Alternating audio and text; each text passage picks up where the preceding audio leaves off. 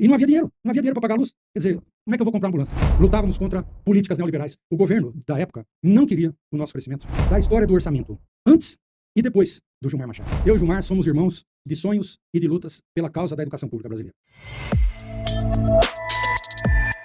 Uma alegria estar aqui abrindo um podcast, podendo conversar com uma pessoa que eu respeito, admiro e que foi um excelente reitor e um dirigente de universidades muito importante na história do Brasil. Falo do professor Arquimedes. Obrigado, Arquimedes, por aceitar bater esse papo com a gente, né, sobre a universidade, sobre a educação no Brasil. Obrigado pelo convite, Gilmar. É uma honra e um prazer muito grande estar conversando com você, com os que estão nos ouvindo ou nos assistindo. Vou me dirigir especialmente àqueles que estão nos assistindo e podendo ouvir um pouco do que eu tenho para conversar sobre a nossa convivência, a nossa luta. Eu e Gilmar somos irmãos de sonhos e de lutas pela causa da educação pública brasileira. Eu tenho um orgulho muito grande de falar do Gilmar, porque o Gilmar é ex-aluno da Universidade Federal de Uberlândia, foi prefeito desta cidade, foi deputado e muito me ajudou à época em que, de 2000 a 2008, eu tive a honra de ser reitor da nossa Universidade Federal de Uberlândia. Estou à disposição para a nossa conversa. Arquimedes, mas você não começou, né, só do reitor, você é um professor, foi pró-reitor também, né, da universidade, em tempos difíceis, né, Arquimedes? Sim. Quando Sim. a gente viveu momentos aqui de uma transição, né, quando a universidade se abriu para a votação e a gente elegeu, né, pelo primeiro um reitor, que depois teve um questionamento, e você também participou da mobilização para assegurar a posse do professor Nestor. do professor Nestor, que é exatamente essa sua história da luta pela democracia, também pela democratização da universidade na prática, né, Arquimedes? A nossa geração foi uma geração muito marcada por essa luta em prol da democratização na escolha dos seus dirigentes e pela autonomia didática, financeira, pedagógica das universidades federais. Eu dei a sorte, né? Deus me colocou no momento certo, logo após a defesa do meu doutorado, em 1993, a convite do professor Nestor, eu fui primeiro diretor de pós-graduação e depois pró-reitor de pesquisa e pós-graduação, diretor de centro e terminei sendo o reitor da UF por 8 anos. Então, foram praticamente 16 anos de uma história muito rica. Havia uma geração de reitores que preconizava o crescimento das universidades, lutávamos contra políticas neoliberais. O governo da época não queria o nosso crescimento e, no entanto, nós teimamos em crescer. Elegemos nosso primeiro reitor do campo progressista, que foi o professor Nestor Barbosa de Andrade. Eu tenho, assim, uma participação muito ativa na luta, meses de luta. Só para que os que nos acompanham tenham uma ideia, o mandato do reitor que vencia, professor Antonino, que lutou muito ao nosso lado para que o Nestor, reitor eleito, assumisse, o mandato do Antonino vencia dia 5 de julho, que era quando esperávamos que Nestor tomasse posse. Nestor foi tomar posse em 13 de novembro. Façam as contas, senhores e senhoras. Julho, agosto, setembro, outubro, novembro. Apenas em novembro a gente conseguiu garantir a posse do reitor eleito. E foi um momento muito particular na história da UFO, porque mesmo quem não votara na chapa do professor Nestor, com o professor Carlos Roberto Ribeiro como seu vice-reitor, e todo o nosso grupo pró-sucessão, mesmo quem não votara no professor Nestor, se tornou companheiro na luta. Não, ele ganhou, ele tem que tomar posse. A universidade se uniu em torno de uma causa: respeito à eleição.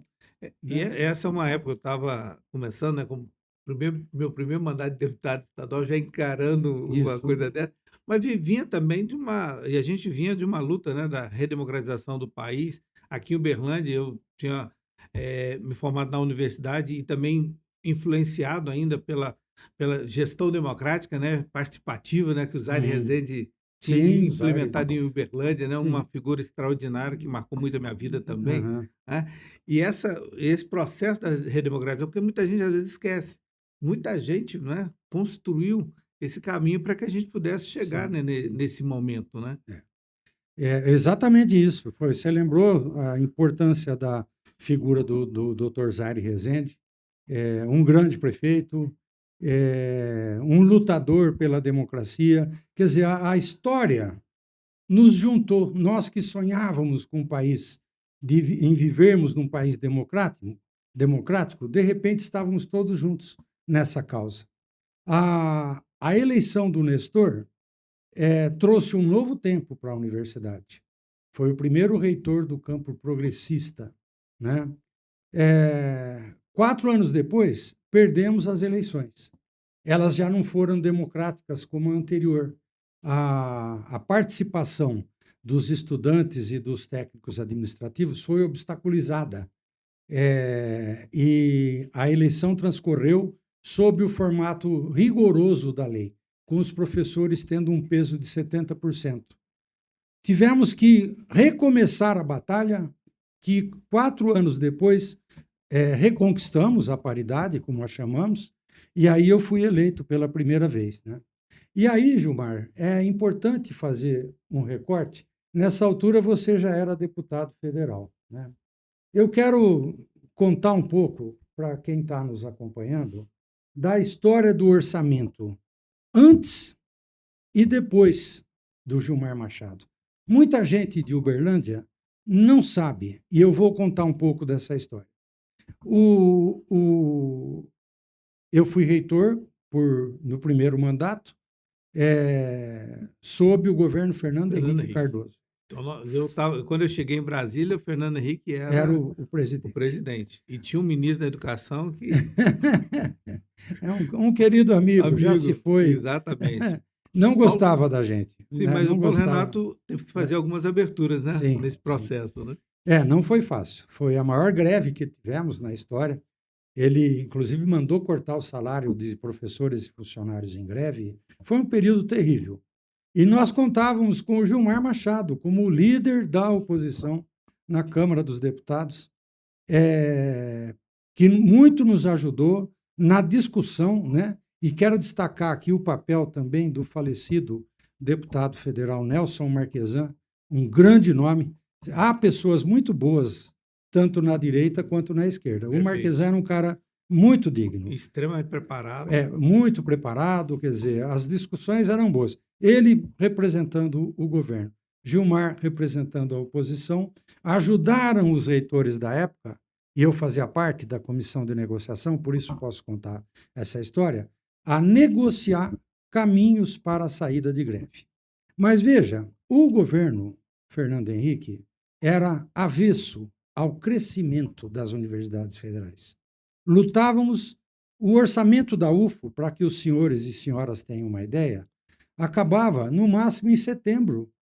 E tínhamos que peregrinar de chapéu na mão perante um ministro que se orgulhava de não executar o orçamento do ministério. Economizei tantos milhões à custa por exemplo, da Universidade Federal de Uberlândia deixar de honrar suas contas básicas, conta de luz, conta de água, conta de telefone, conta de xerox, né? Tive, inclusive, uma discussão muito séria com o seu então secretário executivo, que era engenheiro eletricista, e eu brincava com ele: você tentou ser professor lá em Itajubá, não conseguiu e agora se vinga em cima da gente, né? Não, por que que Uberlândia gasta mais energia elétrica do que Juiz de Fora? Vocês têm o mesmo tamanho? Meu querido, parece que nós. Não, vocês têm os dois, têm pouco mais de 12 mil alunos. Sei o que. Sim, 60% dos cursos da UFO são noturnos. Juiz de Fora, à época, tinha um curso noturno. O hospital de Juiz de Fora tinha 140 leitos, o meu tinha mais de 400. E eu tenho que manter a luz acesa no hospital, Essa né? questão de orçamento é muito difícil você ficar explicando às pessoas, porque tem gente que não faz essa conta, né? A conta deles é só a matemática, né? É, Tem 10, tem 10. é, Agora, os 10 não estão na mesma situação, na mesma não, condição, então você completamente tem que diferente. organizar o processo, né? Mas E aí? essa época, vou falar particularmente da nossa Universidade Federal de Uberlândia, embora eu já fosse dirigente da Andifes, eu era vice-presidente, mas vou dizer o que representou os mandatos do Gilmar Machado.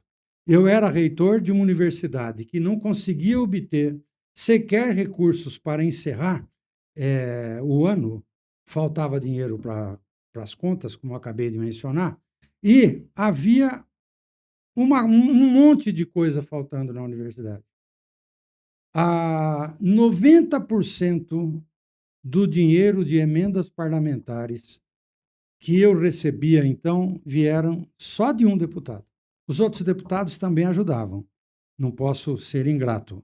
Mas a imensa maioria dos recursos advindos de emendas vinham do deputado federal Gilmar Machado. Para os senhores e senhoras terem uma ideia, a minha ambulância mais nova, eu ia para o hospital, eu presidia pessoalmente, eu sou engenheiro civil, mas eu fazia questão, e todo mundo no hospital pode testemunhar isso, eu fazia questão de presidir pessoalmente as reuniões do conselho do hospital. E uma das coisas que sempre surgia, professor, nas nossas ambulâncias, a minha ambulância mais nova era uma Kombi com 16 anos de uso. E não havia dinheiro. Não havia dinheiro para pagar a luz. Quer dizer, como é que eu vou comprar ambulância? Com as emendas do Gilmar, eu comprei 4 ambulâncias novas de uma vez. Eu comecei a renovar a frota de veículos do hospital com emenda parlamentar oriunda do deputado federal Gilmar Machado. E Arquimedes, você tocou numa questão, e hoje emenda é uma questão que tem que ser rediscutida e recolocada. Não que elas vão acabar, porque não vão acabar, Sim. mas elas precisam ter. Nessa época, você está falando aí da gestão, não é? E da emenda como chega. Hoje as pessoas pegam, não é? A emenda e chega no reitor, não, eu quero a emenda em tal lugar para fazer tal coisa e tal. Emenda não pode ser dessa forma. Eu, pessoalmente, Perfeito. sempre pensei assim, eu, com você, acho que na universidade eu nunca cheguei e falei, Neto, Arquimedes, eu quero que seja no Utilizado meu em tal. programa e tal. Porque o orçamento, quem é parlamentar, tem que ajudar as instituições, as prefeituras, mas dentro de uma proposta que as pessoas foram eleitas também. Uhum, Né? uhum. Eu fui prefeito, então agora chega aqui, não, eu quero naquele programa, pô, mas minha cidade está precisando de outra coisa. Então, como você Sim. colocou bem, o recurso chegava na universidade e você, que vivia o dia a dia, o chão da universidade, é que elabora junto com a equipe, né, onde vai ser colocado o recurso, né? E era dessa forma, quer dizer, eu tinha total liberdade para a utilização dos recursos oriundos das emendas de todos os deputados, particularmente do Gilmar. Você que é aluno ou aluna da Universidade Federal de Uberlândia, quando eu comecei o meu mandato, nós tínhamos o famoso data show, como se fala, né? Na realidade, o retroprojetor, nós tínhamos uma sala no Santa Mônica com um retroprojetor. Eu coloquei um em cada sala de aula, além da construção de novas salas de aula. Mas hoje, você que entra para assistir aula na UFO e vê lá o professor chegar, ligar o aparelho, apresentar o PowerPoint ou o PDF da sua aula, tal, não sabe a luta que foi, porque não havia recurso. E aí foram emendas do deputado Gilmar Machado que me permitiram começar a colocar, e esse era o objetivo, um projetor por sala de aula. Eu só consegui isso graças ao seu trabalho. Mas eu quero destacar um outro papel importante, porque as pessoas não têm ideia do trabalho que os deputados têm que fazer. E quando tem um deputado sério, uma pessoa que quer acertar, as coisas caminham melhor. Com a primeira eleição do presidente Lula, O Gilmar se tornou, eleito pelos seus pares, presidente da importantíssima Comissão de Finanças da Câmara dos Deputados. Pasmem os senhores e senhoras, foi a primeira vez, porque o nosso orçamento, antes do Gilmar presidir essa comissão, era uma peça de ficção. Cabia tudo. Eu lembro que o nosso hospital perdeu recurso para que comprassem instrumentos para a banda de pífaros de Caruaru. Nada contra Caruaru e a banda, mas, por favor, um hospital universitário, né, que devia, na época, 25 milhões de reais, era um terror para manter o hospital aberto. Aí Gilmar se torna presidente dessa comissão. Pela primeira vez na nossa história, é importante que as pessoas saibam disso, e a gente precisa recuperar essa memória. O orçamento da União deixou de ser uma peça de ficção, ele se tornou um bolo em que a soma das partes era igual ao todo. Antigamente, a soma das partes não cabia no orçamento, porque se enfiava de tudo e quando você ia ver, era maior do que o orçamento. O Gilmar conseguiu, depois de muito trabalho, e eu sou testemunha disso. Mas isso é fruto do que eu aprendi na UFO, né? Sim. De que a gente tem que, primeiro, a democracia participativa nos ensinou que as pessoas têm que ser ouvidas, né? Se elas não forem ouvidas, a gente não consegue construir. E as universidades estavam construindo, né? E não queriam muita coisa. Não, Só queriam organizar o seu orçamento para que coubesse nos 12 meses e que a coisa pudesse funcionar. E essa é uma coisa que eu sempre tenho repetido muito aqui, Médici. Prometer alguma coisa que não está no orçamento é só conversa fiada. E eu, particularmente, já estou numa idade que não consigo ficar muito gastando tempo nisso. E, quando você está falando isso, me vem à memória quando a gente começou a rediscutir o orçamento, então, organizado aqui. Agora nós temos que agora ampliar. Sim. A UFO precisava dar um salto. E você começou esse processo, né? Que não foi fácil. Eu me lembro que o ministro Haddad passou uns perrengues para conseguir convencer de que era a hora da universidade também interiorizar-se mais, né? A Uberlândia está no interior, mas a gente tinha outras cidades que poderiam também expandir. Na época, né, um deputado estadual, nós juntos, o Ricardo Duarte, a gente vinha conversando e você aceitou. E eu sei como você sofreu no Conselho Universitário e no Brasil para apoiar aquela política que o Haddad estava desenvolvendo, que o presidente Lula tinha pedido, e ele, como ministro da Educação, para mim, um excelente ministro da Educação, né? Uma pessoa extremamente competente, e depois fiquei feliz de voltar, quando o presidente Lula me chama agora, em 2003, para voltar para Brasília, e ter o ministro Haddad como ministro da Fazenda. Uma pessoa concentrada, preparada e focada, e que realmente consegue entregar, né? Conta um pouquinho como é que você saiu dessa... Você se organizou e como é que você possibilitou que a UFO hoje tivesse mais 3 cidades? O primeiro é assim, com um respeito muito grande que a gente tem que sempre falar do ministro Fernando Haddad. Seguramente o quadro nacional mais preparado com quem eu tive a honra de trabalhar. Eu gostava muito das reuniões com o Haddad, um homem sério, probo, um sujeito corretíssimo. E é preciso contar um pouco dessa história. Em 1998, os reitores da época, eu era pró-reitor, tinha sido pró-reitor, do professor Nestor, foi sucedido pelo professor Gladstone. Em 1998, a Andifes entregou ao governo Fernando Henrique uma proposta de crescimento, porque, ao mesmo tempo que queríamos que a casa funcionasse, percebíamos as necessidades regionais. Por exemplo, o Hospital da Universidade Federal de Uberlândia não é só de Uberlândia. Nosso Hospital da UFO, ele é responsável diretamente pela saúde da população de toda essa região. É o grande atendedor SUS. 3 milhões de pessoas moram por aqui. E éramos nós tínhamos que manter o hospital funcionando. Precisamos de dinheiro para isso. E ainda por cima queríamos expandir. eu queria expandir o hospital, eu queria criar novos cursos. Eu me lembro, no governo Fernando Henrique, eu já era reitor, fui chamado por um companheiro, deputado federal, Nárcio Rodrigues, grande batalhador lá da região de Frutal. O Nárcio nos levou a Frutal, e o Nárcio vai se lembrar disso, com certeza.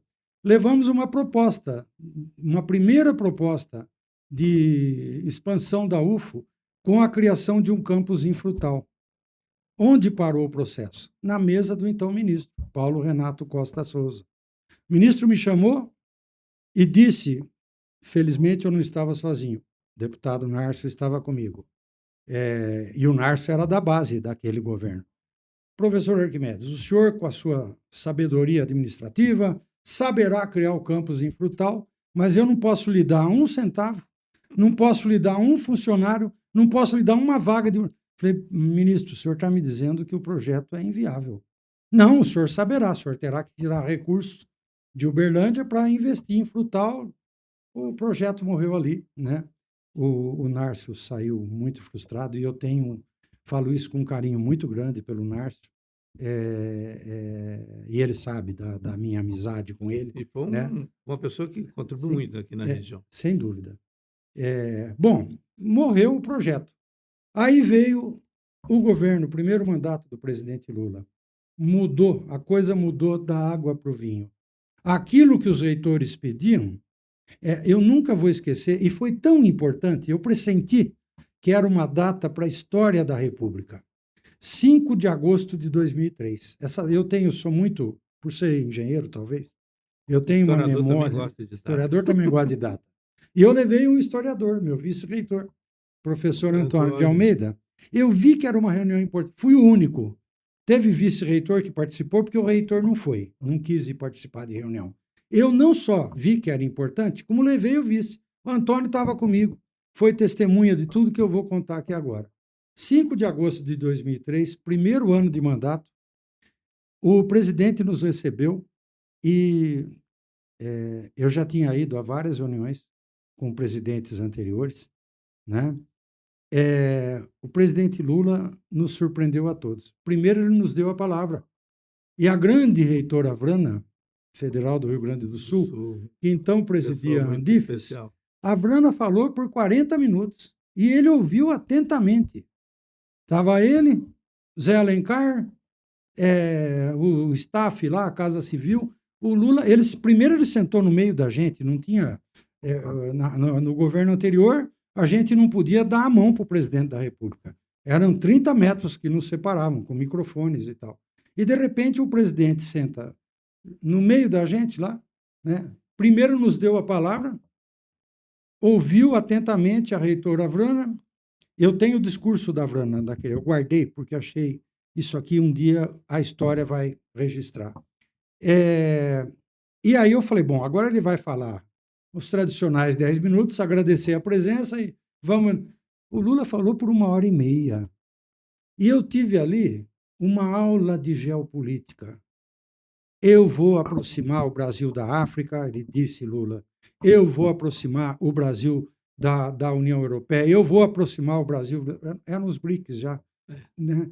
Quer dizer... Começando ali, né? E agora, eu vou ajudar vocês. As universidades vão crescer no meu mandato. Vocês aproveitem enquanto eu estou aqui para pedir. Nós vamos crescer. Agora, vocês precisam me ajudar também. Veja, tem gente que tem menos do que a gente. Os nossos irmãos da África. Será que uma universidade não pode trazer alunos africanos no período de férias para usar os laboratórios? Olha que beleza. Eu vi um presidente falando de tudo que eu pensava, né? Só para registrar. Eu trouxe...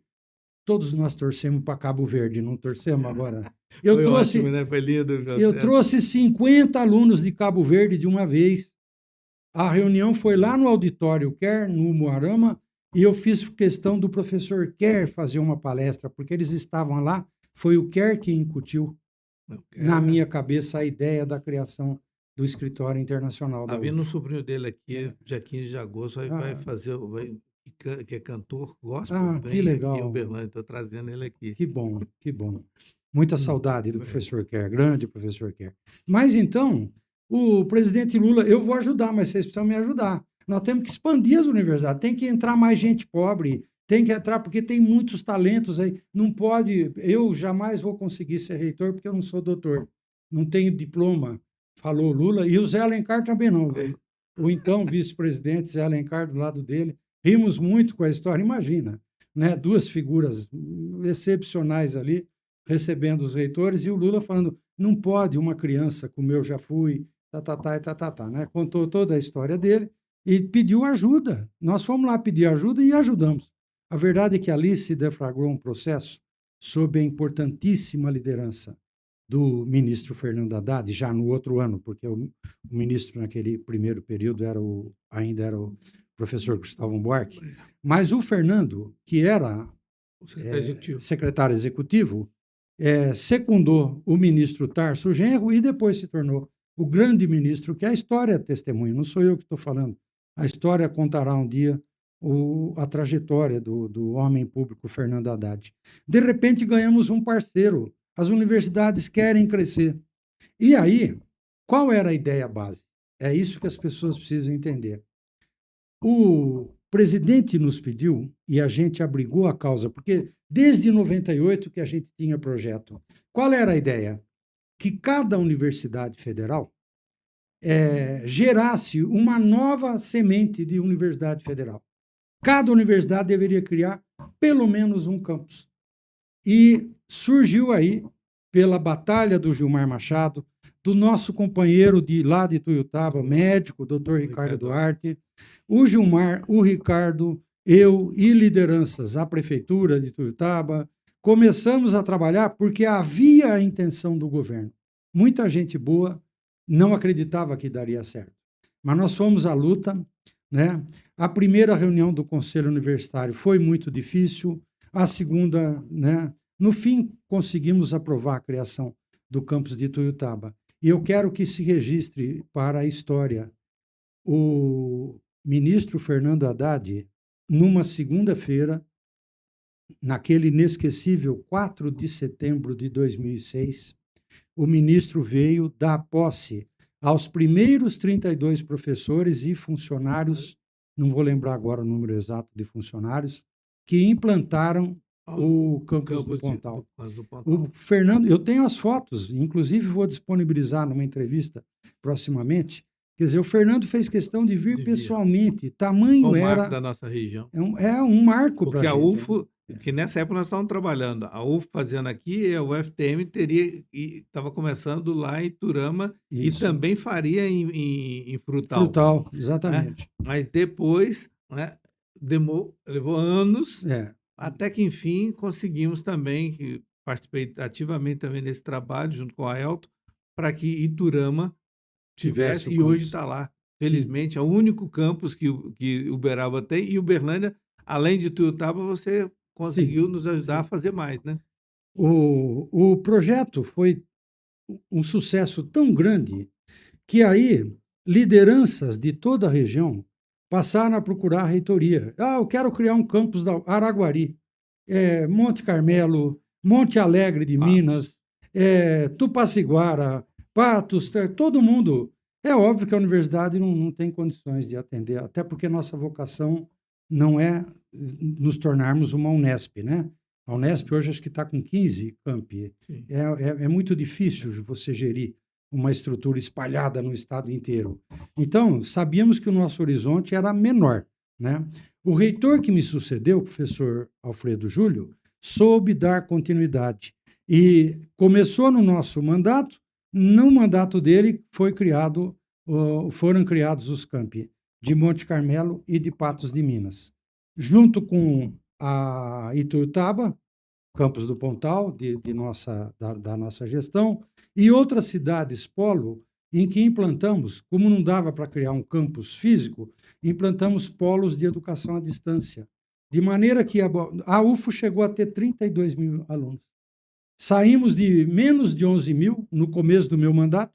E aí vocês conseguiram fazer, eu quero, né, ressaltar, e esse é um trabalho que a gente queria, que é fazer com que a universidade também tivesse um olhar e uma parceria com os municípios. Sim, E a UFO sim, foi uma das grandes responsáveis, com a sua equipe, né, a Gersina e outras pessoas, vários cursos de capacitação e formação de professores da rede sim, estadual, sim. que era outra demanda, né, como Ah, professor dessa formulação, que era meio semipresenciais, né? E isso, a UFO foi uma das grandes referências sem dessa nova dúvida, mudança que sem estava dúvida. acontecendo em Minas também, da capacitação e formação De dos professores dos, das redes, né, sim, municipal e sim, estadual. sim. O, a primeira reunião que nós fizemos, estávamos em meio às tratativas para criar o campus de Ituiutaba, surgiu uma ideia da gente encampar a particular lá de Ituiutaba, que seria federalizada. Desde o começo eu falei, isso aí não vai dar certo, tal. Bom, enfim, mas discutiam-se muitas ideias. Mas a primeira reunião que eu participei, em Ituiutaba, levei minha equipe inteira, levei o conselho universitário, transferi todo mundo para Ituiutaba, né? E lá tivemos uma reunião com 43 prefeitos. 43 prefeitos me diziam o seguinte: professor, falta professor de física, falta professor de ciências, falta professor de matemática, falta professor de história, falta professor de filosofia, falta professor de geografia. Pasmem os senhores e senhoras, eu fui a Tupaciguara para visitar aquela cidade e fiquei surpreso, porque não sabia. Foi feito, naquela época, foi feito um sorteio em Tupaciguara. Tem dois colégios lá próximos a uma praça central, eu não vou lembrar nem o nome dos colégios, nem o nome da praça. Eu fui falar da UFO, fui falar dos cursos que a gente estava criando, tudo e tal. E aí, fui usar um exemplo, eu não sabia, fui falar do aquífero Guarani, né? E aí perguntei para os alunos: vocês que são bons alunos de geografia, sabem que aqui embaixo dos nossos pés está. E os meninos ficaram olhando para mim como se eu fosse um extraterrestre. Aí menos tímido, pois não, aqui não tem geografia, aqui só tem história. Eu, como assim não tem geografia? Não, foi feito um sorteio. Aqui tem história, mas não tem geografia. No colégio lá do outro lado, tem geografia, mas não tem história. Meu Deus, alunos de escola pública, como é que essas crianças vêm prestar vestibular na UFO, sendo que não tiveram uma aula? Aí eu fui perguntar para a secretária de Educação, escuta, como é que podem dar o diploma e atestar que esse menino, ele não teve uma aula de geografia? Como é que quer dizer, esse era o tamanho do problema. E, de repente, ganhamos um governo parceiro, o reitor se tornou parceiro, e eu atendi aos 43 prefeitos, criando em Ituiutaba física, matemática, história, geografia, biologia. A primeira ideia era exatamente isso: suprir a falta de professores com que a rede pública, municipal e estadual se defrontava. É preciso que os senhores e senhoras também tenham uma ideia do tamanho do problema, porque a gente abandonou a escola pública por muito tempo.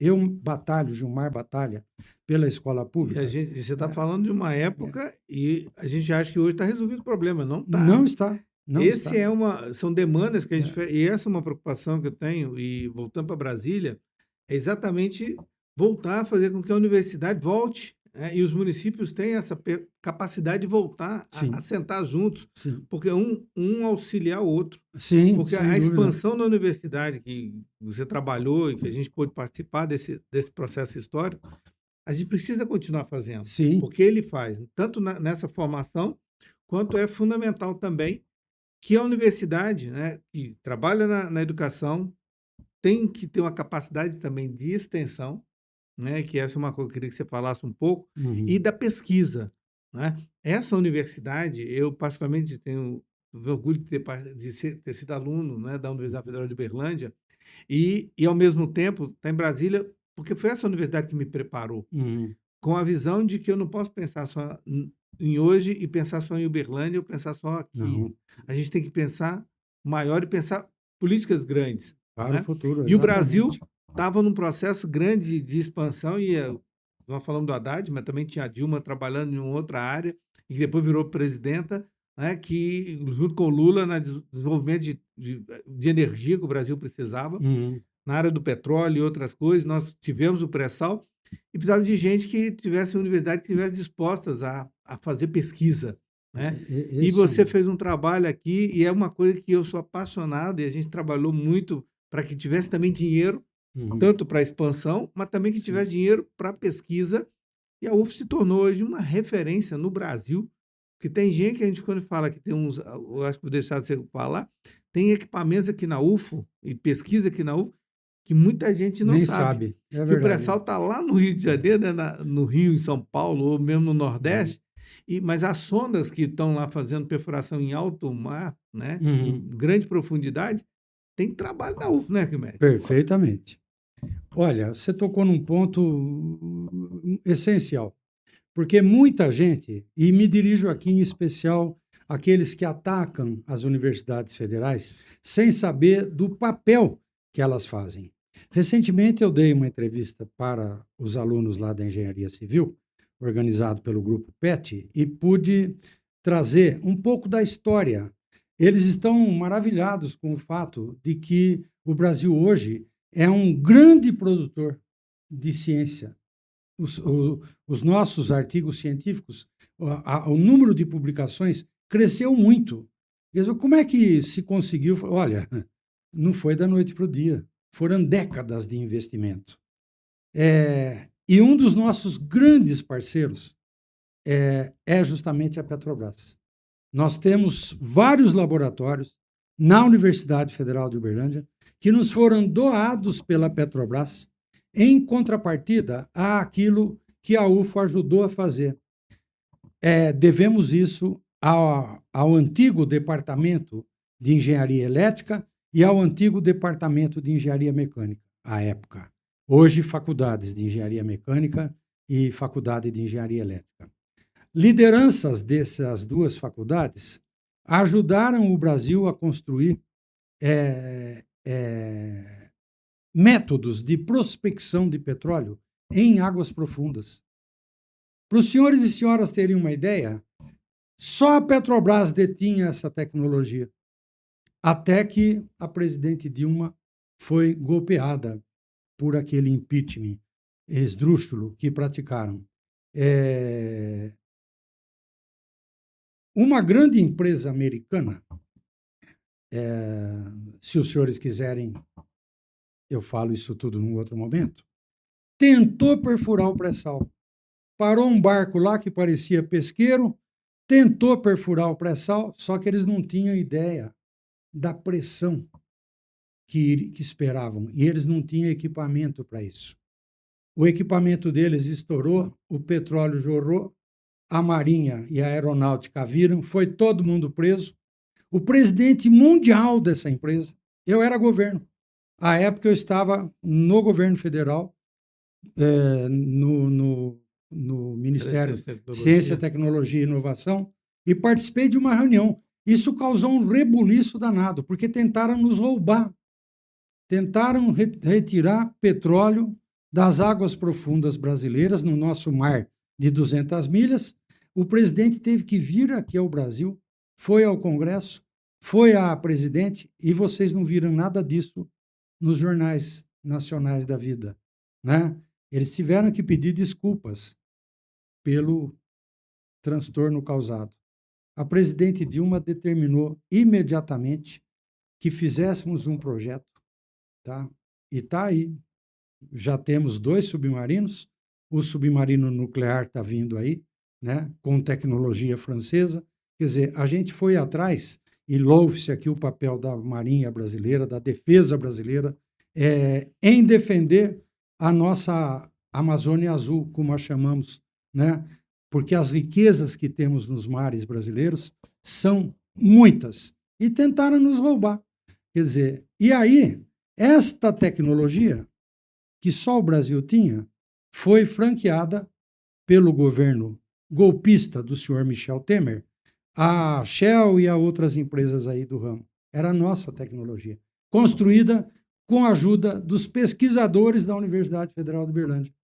A imensa maioria das pessoas que criticam, sem saber do que falam, a Universidade Federal, não sabe o que a UFO faz e contribui com o Brasil. E esse aí foi só um exemplo, sem contar os muitos exemplos que eu poderia dar em outras áreas. Nós temos grandes pesquisadores, temos gente trabalhando diuturnamente, né? Outro dia eu também tive a oportunidade de falar sobre o enfrentamento à pandemia. Eu sou um advogado do SUS. Desde que o SUS foi aprovado na Constituição de 88, este país nunca conseguiu dar ao SUS o orçamento preconizado pelo Constituinte, entre os quais o presidente Lula, que à época era deputado federal. É sempre uma cobrança que eu faço. Nunca demos ao SUS o orçamento, e quero aqui prestar homenagem a outro grande brasileiro, se você me permite, que foi o deputado Sérgio Arouca, né? Um dos grandes ideólogos do SUS, né? Do SUS. E nunca demos ao SUS aquilo que é devido ao SUS. E, no entanto, eu vi ontem uma matéria, um jornalista americano que teve um machucado muito grave na cabeça, foi atendido num hospital público brasileiro. Ele achou que ele ia apagar o olho da cara, teve que fazer tomografia, teve que dar ponto. E quando ele foi, quanto é? Nada. Eu fui tratado com dignidade, fui tratado com profissionalismo e não me cobraram nada. Esse é o SUS. Quer dizer, gente de fora... É um processo de construção, né? Sim. Do processo da redemocratização, da participação. Sim. E essa questão do construída, né, orçamentariamente, você falou da Dilma, eu tive o privilégio de trabalhar durante 4 anos como seu vice-líder no Congresso, sim, cuidando da questão do orçamento para ela, e essas construções, né, da pesquisa, me incomoda quando a gente vê um deputado de Minas, sim, foi o terceiro mais votado em Uberlândia, né, um dos mais votados do Brasil, ficar falando que a universidade é lugar só de maconheiro, de bagunceiro, e, ao mesmo tempo, estimulando, né, que hoje está uma onda, né, de que não precisamos mais, tem que fechar as escolas e vamos fazer... os pais vão educar os filhos em casa. Então, quer dizer, um retrocesso. O Nicolas fala uma coisa dessa, mas é porque ele não... Ele estudou, né, teve dinheiro para estudar. Na PUC. Né, na PUC, aluno da PUC. Pagou, né, os pais pagavam para ele em faculdades e tal. Mas ele não foi aluno de escola pública como nós fomos. Né? E, ao mesmo tempo, desvaloriza uma instituição que foi construída... patrimônio da sociedade. Que a sociedade construiu há muitos anos. Né? Eu só consegui chegar onde eu cheguei porque eu tive uma universidade pública que me acolheu, e me acolheu no horário que eu podia estudar. Porque esse é outro problema. Né? Porque hoje muita gente quer estudar, e eu fico feliz que você coloca, e é uma das coisas que eu vou cobrar na volta para Brasília, porque quando eu abri Monte Carmelo, era para também ter curso noturno. Porque tem muita gente de Monte Carmelo, ali de Grupiara, Cascalho Rico, Abadia, que estão no entorno, Iraí. Esse pessoal não consegue. Tem muita gente que trabalha durante o dia, tem que ajudar a sustentar a casa. Ele precisa de um curso noturno. Ele também quer fazer um curso superior. E ele precisa... Né? E ali tem todas as condições. A construção que foi feita ali... Foi feita para isso. Todo o investimento é para isso. A gente precisa trazer mais gente para cá. E aí a gente desmontar esse discurso dessas pessoas que TikTok... nos atacam sem que no TikTok ficam fazendo... E atacando a universidade pública. Né? Ele não foi aluno da universidade pública, ainda fica falando uma coisa que ele não conhece. Falando que ele não conhece, Entendeu? E a gente precisa estimular, né, pessoas para a gente voltar a ter mostrar o que a universidade tem. Né? As pesquisas que a universidade realmente construiu. E o que nós crescemos também, né, Arquimedes? E aqui a universidade está participando do Ministério da Ciência e Tecnologia do Brasil hoje. Né? E essa parceria, porque não é só o MEC que cuida da universidade. Não. Tem muita gente que acha que é só o MEC. O hospital depende do Ministério da Saúde. Né? E as pesquisas, muitas delas, dependem do Ministério da Ciência e Tecnologia, que você teve a oportunidade também de participar lá. Né? Fui o coordenador. Fui coordenador de todas as unidades de pesquisa brasileiras vinculadas ao MCTI. por convite do então ministro Aloysio Mercadante Oliva, outro grande brasileiro, uma Ele visão de reorganizou o planejamento. BNDES. Nossa, uma visão de planejamento extraordinária. Me convidou, eram 18 unidades de pesquisa. Ele me disse o seguinte, em nossa primeira conversa: o pessoal te conhece aí porque você ajudou o governo Lula a fazer o Reúne, o grande projeto. E é verdade, é verdade. Assinamos em 2008, eu fui o signatário pelas então 58 federais do programa Reúne, com o presidente e com o ministro da Educação, dia 13 de março de 2008. Uma reunião no Planalto em que oficializamos o programa Reúne. O Mercadante me pediu para fazer um mini Reúne. Quando saí, deixei já aprovados ou propostos mais 7 unidades de pesquisa. 4 foram instaladas, 3 estão em espera até hoje, porque falta recurso, talvez o governo precise voltar a olhar com o carinho que a presidente Dilma olhou os institutos de pesquisa. Nós tivemos uma conversa com a presidente Dilma, ministro Mercadante, secretário executivo Luiz Elias, eu. A presidente foi convencida por nós da necessidade de investir nos institutos. Ela nos deu 800 vagas de técnicos, de pesquisadores e técnicos administrativos para o Ministério de uma só vez. Tínhamos 2.200 pesquisadores. Pensa, uma injeção de mais 800. O que representou isso? Né? Foi uma grande conquista também dos nossos governos, voltar a investir nos institutos de pesquisa. Aprovado pela presidente, numa famosa reunião que tivemos no Planalto, com essa finalidade, sob a liderança, reitero, do Mercadante e do Luiz Elias.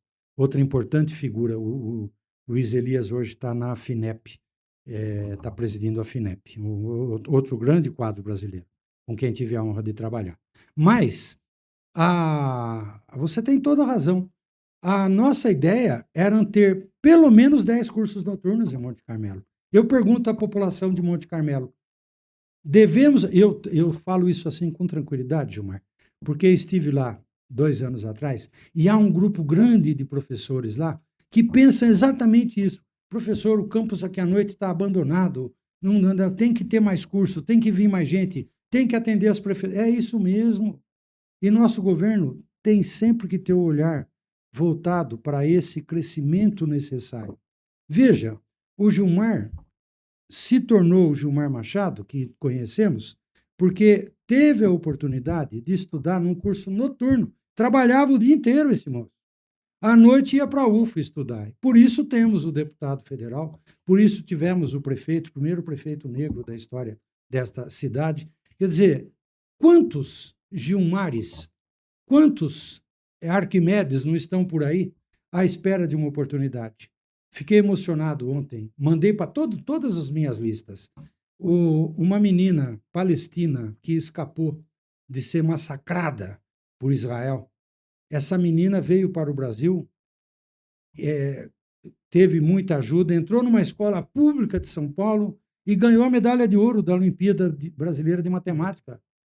Veja, podia estar morta, como tantas crianças foram assassinadas lá em Gaza, né? Esta moça teve a oportunidade e ganhou a oportunidade do estudo. É uma matemática brilhante, uma menina, tem 16 ou 17 anos. Quer dizer, está cheio de gente boa aí fora, está cheio de grandes cérebros. Se a gente der a oportunidade, serão futuros engenheiros, futuros médicos, futuros advogados, futuros professores, né? Então, eu tenho certeza, Gilmar, que com a sua volta à Câmara Federal, e tenho a esperança de que você seja novamente eleito, você nos ajude novamente e vamos ajudar Monte Carmelo a criar os 10 cursos. E, por favor, temos que advogar, tá? Nós precisamos de um projeto, Gilmar, e eu sei o quanto você é envolvido com essas coisas. Estou tornando público aqui pela primeira vez. Nós temos um projeto de criar um programa chamado Mais Engenharia, mais engenheiros para o Brasil. É preciso, está faltando engenheiro, essa que é a verdade. Há um déficit muito grande de engenheiros. A garotada está deixando de ter estímulo para fazer engenharia, né? Eu cheguei a dar aula para 90 alunos, estou com 24 numa turma. Quer dizer, há um abandono progressivo da carreira. E isso já está repercutindo, porque está faltando engenheiro lá na ponta. Então, nós estamos criando, a partir de uma entidade que criamos, chamada ENGD, Engenheiros pela Democracia, nós estamos advogando a necessidade da criação de um programa mais engenharia. As universidades federais têm um importante papel, e eu estou falando isso na UF, todo mundo que está na UF sabe que eu falo isso há muito tempo, de criarem cursos noturnos, porque assim como teve o Gilmar querendo fazer um curso noturno e fez história, tem um menino, não, mas eu não quero fazer história, eu quero fazer engenharia. Não tem. A UFO não oferece nenhum curso noturno de engenharia. E nós estamos aí, né, vivendo as questões climáticas aí. Tivemos o El Niño esse ano, nós vamos ter problemas, né? De novo, problema com barragens, hoje um punhado de barragens com problema. O engenheiro precisa ajudar a resolver. Nós precisamos continuar. Por exemplo, eu tenho falado muito e quero voltar, porque eu quero ajudar a voltar a um programa de estrada vicinal, porque as pessoas que vivem nas zonas rurais, nas pequenas cidades, precisam disso. Mas as prefeituras não têm engenheiro, não tem gente para poder fazer projeto, inclusive nem para buscar o dinheiro. Exato. Então, eu fico e feliz. Você sabe disso. Bons projetos trazem recursos, você sabe disso, você sempre falou isso. Se não, porque como é que eu vou? Eu posso até querer ajudar, mas se as não pessoas tem quem faz, não tem quem faz. Na ponta. E na ponta. E esse é um dos grandes problemas das prefeituras pequenas, porque ela não consegue manter o engenheiro. Exatamente. Então, fico feliz e me coloco à disposição para a gente conversar muito disso, porque esse é um processo de volta aí. Esse é um assunto... E é bom que a conversa vai levando a gente a buscar novas coisas. Esse é um assunto bom para você usar nas suas falas, você defender a criação de programas que aumentem a participação, o interesse dos alunos que hoje estão no ensino médio pelos cursos de engenharia. Eles precisam voltar a apaixonar pela profissão que eu tenho a honra de ter escolhido e exerço, né? Quer dizer, a gente precisa trazer mais jovens para a engenharia. Esse programa está sendo apresentado ao governo proximamente. Nós vamos ter o Fórum Nacional de Engenharia, tá? Tivemos que adiar um pouquinho, mas ele vai ocorrer talvez ainda no mês de agosto. Quer dizer, estamos fazendo um Fórum Nacional para discutir esses e outros assuntos, mas já temos a proposta da criação do programa Mais Engenharia, mais engenheiros para o Brasil. Você que é jovem aí que está nos ouvindo, você que é aluno do ensino médio, é natural da sua idade hoje. Você não sabe para onde vai, não sabe o que escolher, né? Só num descambe, porque as betes podem dar muito dinheiro. Não. Não caiam nessa cilada. É o estudo, é o trabalho duro que vai te levar a grandes conquistas. Comece a pensar no seu projeto em fazer engenharia. A UFO tem ótimos cursos. A UFO, por sua vez, precisa criar um curso noturno de engenharia. Tem que ter engenharia noturna lá em Monte Carmelo, tem que ter em Ituiutaba, tem que ter em Patos de Minas. As federais têm que abrigar essa causa, porque tem muito menino, né? Eu, outro dia, por causa da minha situação, né, fiz uma cirurgia de joelho, né? Hoje eu já estou dirigindo, mas a semana passada eu peguei Uber, né, para voltar para casa, tudo e tal. O menino que me levou, quando eu falei que eu sou professor de engenharia, o senhor dá aula do quê? Dou aula de concreto armado 2, dou aula de pontes. Nossa, eu parei o curso no 4º ano, parei exatamente em concreto 2, mas parou por quê, menino?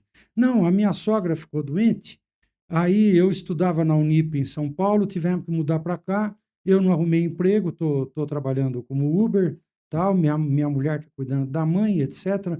Eu não vou me lembrar o nome dele e, por favor, não fique bravo comigo em eu estar aqui contando essa história publicamente. Aí eu fiz uma pergunta para esse menino. Meu filho, se, por exemplo, a gente criasse um curso tipo de complementar, eu faria, professor, de olho fechado, eu quero formar engenheiro, mas não tem. É isso, as universidades. E não sou eu, essa ideia não é minha, não. Essa ideia é de um grande reitor, professor Antônio Nóvoa, da Universidade de Lisboa, com quem aprendi muito.